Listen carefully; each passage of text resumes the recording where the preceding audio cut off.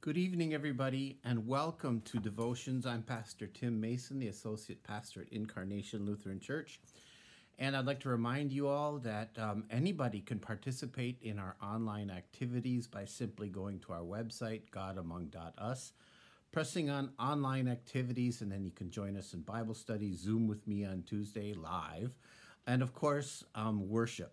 So please share that information with a neighbor, friend, or family member that might need some words of hope.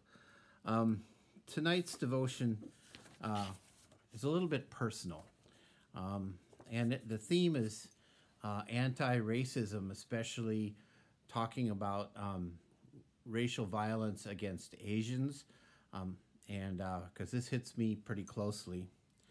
I'm going to probably straightforward read this as much as I can, but after 6 Asian women were gunned down and other Asian people targeted by people drunk on bigotry, there's a movement right now in our country to rise up and stop violence against Asian and island nation people, which those are a lot of the people I served before I came here.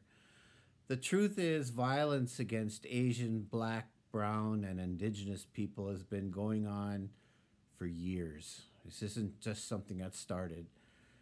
It is tragic that our society requires somebody to be killed, an innocent person to be killed, before we think we're going to even act. I mean, how many children have been killed with AR-15s and still nobody's really done anything? Specifically, the violence against Asian people, this problem hits me squarely in the heart. My wife is a Tokyo girl. Her name is Yuriko, and I'm praying that one day we're going to be together again, hopefully soon. She's very proper, rather traditional, except for the fact she married me. We married in Tokyo at one of the Lutheran churches that I was serving in my second year of language study. Our eldest son was born in Nagoya. Nagoya is known for Toyota automobiles, so we call him the Toyota boy. And our youngest son was born in Kakegawa, Japan, and it was surrounded by green tea fields. But the Hamamatsu dealer is not too far, in Hamamatsu, the Honda dealer is there, so he's kind of a Honda kid. That's just fun. But I worked as a missionary with a Japan Evangelical Lutheran Church sent by the Division of Global Missions of the ELCA, and I essentially pastored in the same way a Japanese pastor would do. I could type faster in Japanese than I could in English, and it was hard work, but it was very good work. But during furloughs, we came back to the Midwest every 2 years for 2 months. We only had trouble as far as like being singled out racially was when we were walking once on back road in downtown Chicago to a restaurant, and a couple, well, I'll say a group of gentlemen decided they just wanted to scare us because we looked a little different and weren't from around there, and they did a very good job at that. However, I'll never forget the day when we stopped at a truck stop that I was very familiar with in West Central Wisconsin. We stopped as a family just to have lunch. And granted, people in that part of the country in West Central Wisconsin, they don't see Japanese people that often, let alone one married to a white guy. Well, when we entered the restaurant as a family, as a mixed family, every eye in the restaurant turned and stared at us until we could hide in a booth. Yuriko was extremely bothered by this, and she told me, and I was bothered, if not really embarrassed for the country that I was born in. And it was the first time we both felt so alienated at the same time. Well, eventually I took a call to Calvary by the Sea Lutheran in East Honolulu, on the island of Oahu, the gathering place. And Oahu was the perfect place for us to raise our boys. When we went out for noodles or sushi, I was the one who stuck out as the odd white one. Those three looked local. which means that you look like you fit in. You're from there. I look like the one from somewhere else. And when you're called local, that's a great honor. Our youngest one went to kindergarten, and our eldest went right into elementary school, but they both had to take classes in ESL. And they did okay, they did fine. In kindergarten, the kids in Hawaii, they begin early learning different languages. Japanese, Chinese, Hawaiian would be some of the first ones. On one day when I was present with our youngest, and we were at school, the teacher said something in Japanese, and immediately our youngest son, his hand just shot up. And I got a little nervous because as we're just starting here. The teacher called on him, and he immediately corrected her Japanese. I kind of was a little embarrassed. I was right there. I heard her mistake, and I meekly said to her, and here's this white guy saying to a Japanese person, I said, my son is right. It was kind of awkward. Our life in Hawaii was very typical, except for the fact that I was the one who was normally singled out as the foreigner, the one who wasn't really all that welcome. I was called names. I was hassled a few times. I was left standing at the register as a cashier wanted me to know that I really wasn't welcome in their store. Things changed drastically when this cashier and a whole lot of other people learned that I was a new pastor in town. Okay? Things really changed. Then one day, I was at the state capitol, yes, the state capitol, for some meetings, and out on the steps, there was a very angry Hawaiian woman. She walked by me and took out all of her frustration about the decades of injustices suffered at the hands of white landowners and legislators. Now, I know a lot of these issues, and I've worked with a lot of the people working to right what was wrong at the time. And she just needed to vent.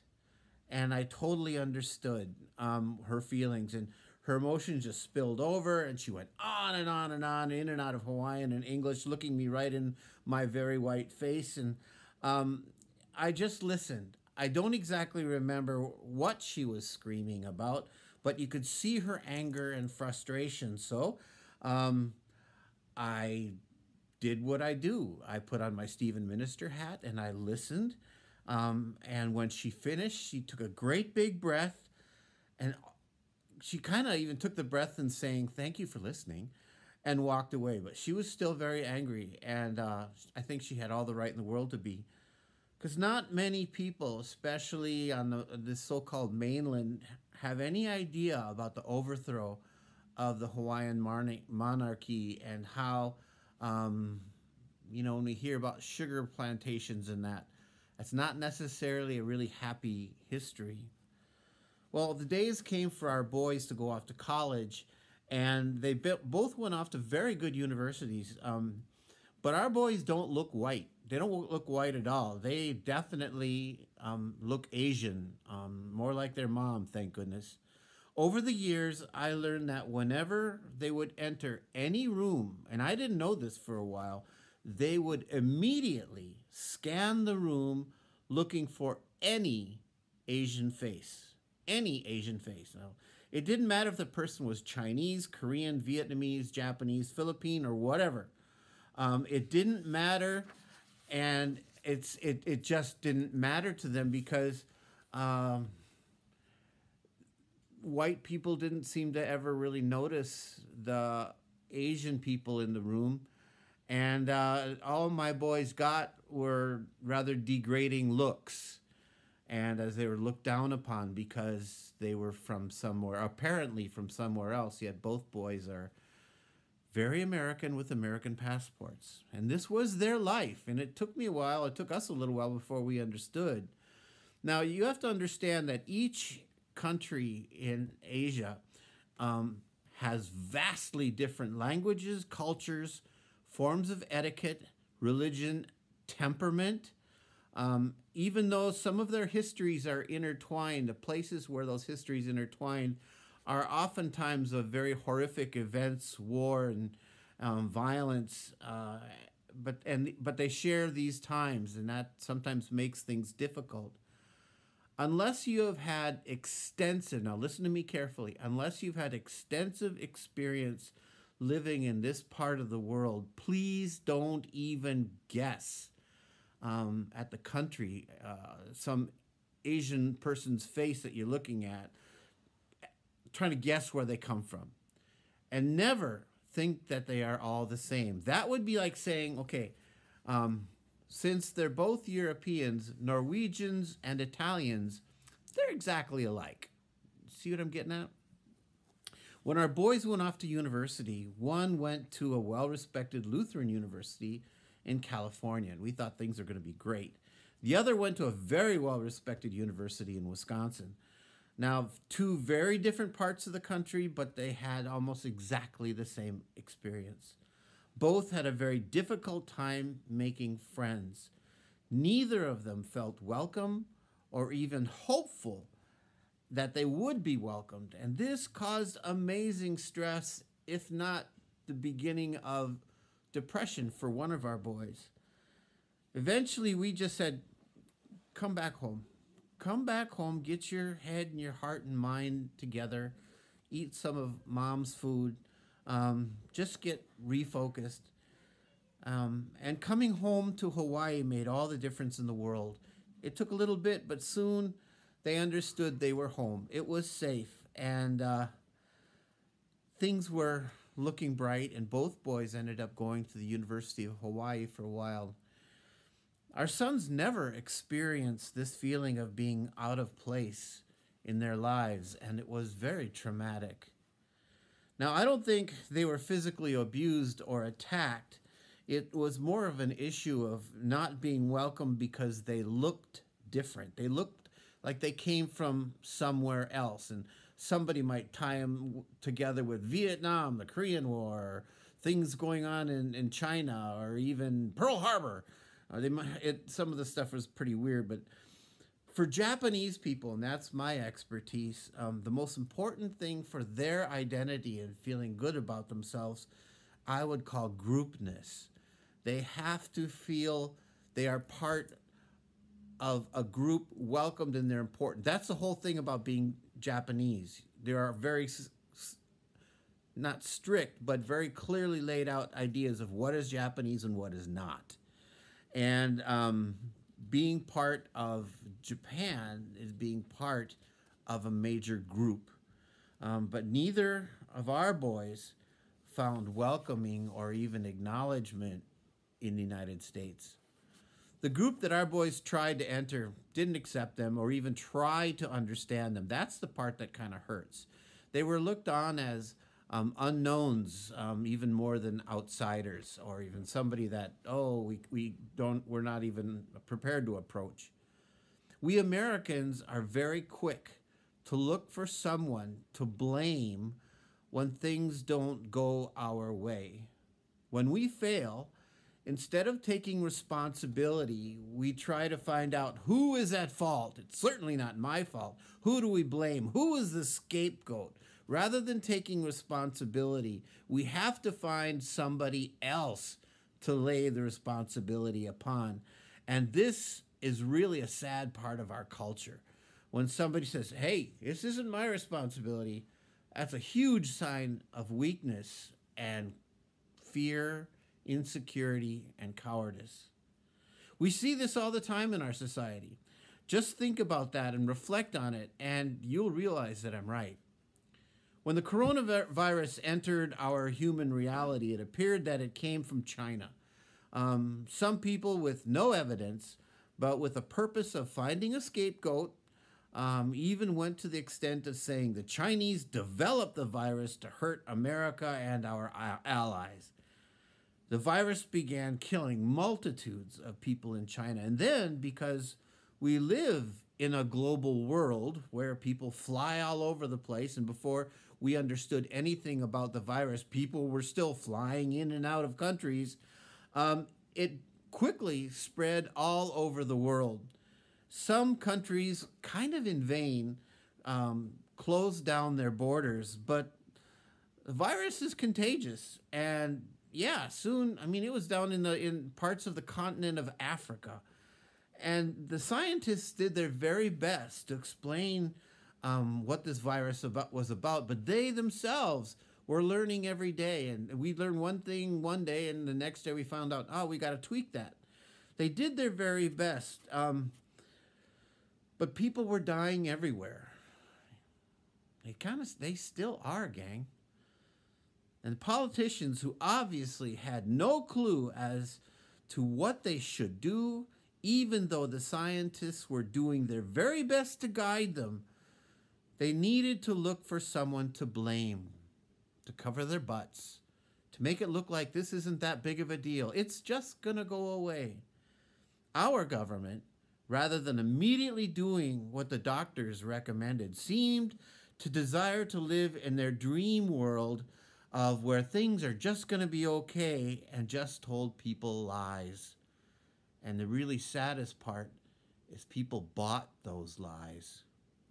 And then the most damaging, as hundreds of thousands of people were dying, our ex-president, in order to deflect blame and especially his own responsibility for the lack of response from his administration, he begins blaming essentially the country of Asia, of the country of China, and the leaders of China and the people of China.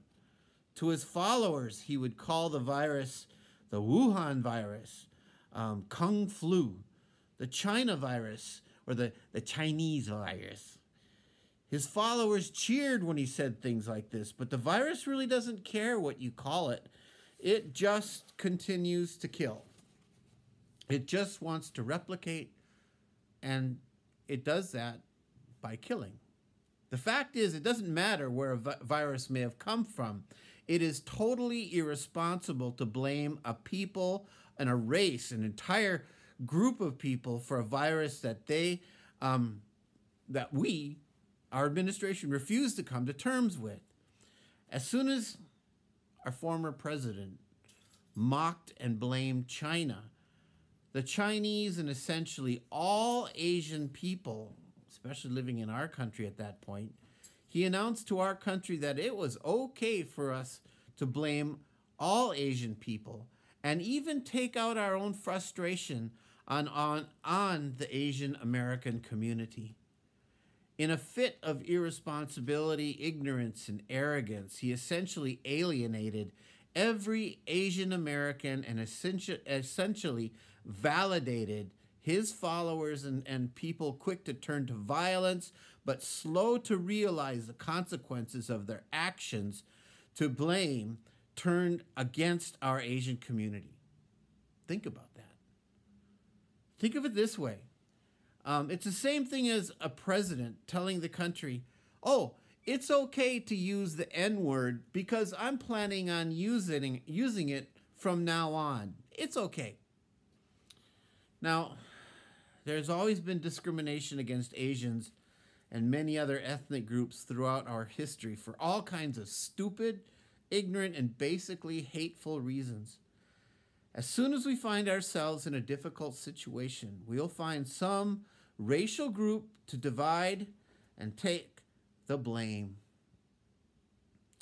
I'll be honest, this is the first time in my life I have ever felt fear for my family from citizens of my country. But I'm not the first by far. I can only recall the hundreds of stories of the parents of African American, the parents talking to their sons especially, explaining to their boys what they must do when they're walking down the street or driving their cars so that they don't get shot. That's not right. That's not right for our country. I'm ashamed to say this, but it is the first time that, well, I'm not ashamed. It's sad that it took this, but I think I understand the way those feelings, the feelings of those African American parents feel as they're just trying to protect their sons. I've been accused of being too sensitive about the recent violence against Asians. My biggest nightmare is having anyone attack my wife or our two boys. But now, because of our former president's ignorant remark and personal insecurity and cultural cluelessness, for the first time in my life, I fear for my family. That's not right. That's not fair. How could this be? Wouldn't fear of violence to your family make you a little sensitive to this issue as well? I'll close with Proverbs 18:21. The tongue has the power of life and death, and those who love it will eat its fruit. Let's pray.